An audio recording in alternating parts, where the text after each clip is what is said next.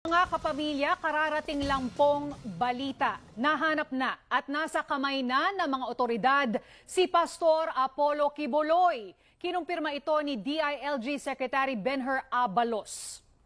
At ito po ay nangyari matapos ang 2 linggo na araw-araw na paghahanap ng mga pulis po doon sa compound ng Kingdom of Jesus Christ. Nako, mahaba-habang teleserye yung nangyari. Oo, abangan po natin yung mga report pa ni na Hernel Tocmo na nasa Davao City na kanina nandun lang sa labas ng KOJC compound. So saan ngayon dadalhin si Pastor Apollo Quiboloy, ano? At ano yung gagawin din ng mga miyembro ng KOJC sa ganitong development, 'di ba? Yan yung abangan natin. At isa sa gustong malaman ng mga tao ay kung ito-turn over natin siya sa Amerika.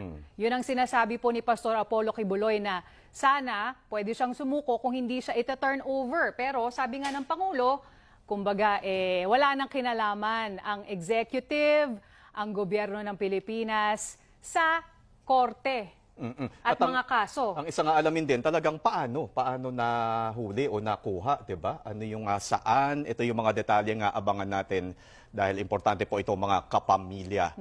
Tuloy-tuloy po ang ating pagpapatrol sa bayan mula Lunes hanggang Biyernes sa TV Patrol. Alas 6:30 ng gabi hanggang Sabado at Linggo sa TV Patrol Weekend. Sa bago nitong oras, alas 5:30 ng hapon.